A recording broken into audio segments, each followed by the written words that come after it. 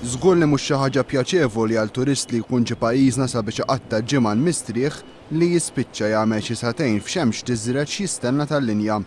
Din kienet xena komuni li crew ta' One News seta' jara f'żoni turistiċi madwar pajjiżna dalgħodu. F'Paċeville stajna naraw konfużjoni sħiħa. Bit-turisti li tkellmu magħna qalu li kienu ilhom jistennew għal aktar minn siegħa.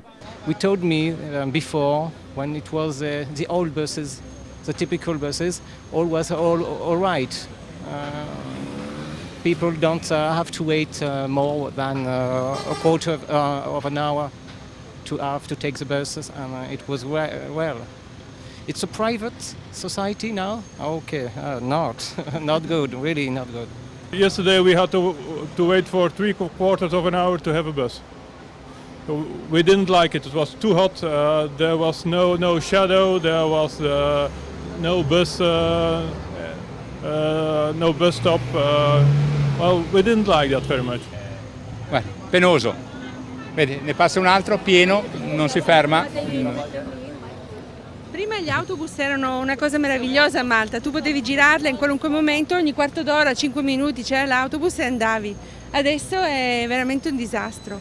Dan kollu ħalla toma ħażina ma' dawn it-turisti li uħud minnhom ilhom jiġu f'pajjiżna għal diversi snin.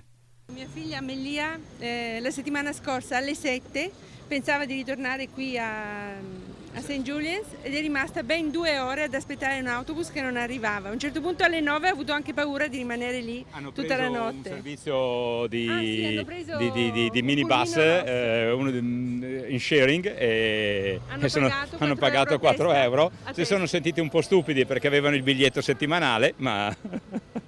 All right, the buses are nice and they're comfortable and the whole lot, but they don't know where they're going and they don't come very often and you never get to where you're going. That's it, that's all I can tell you.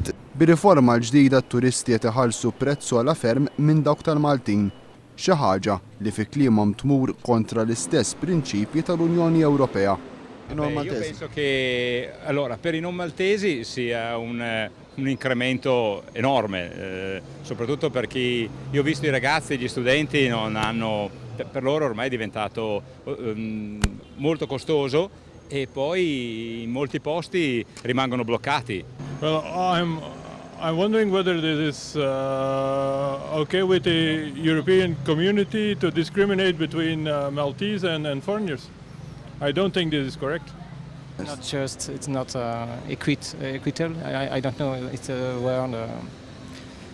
It would be the same prices for tourists and local persons.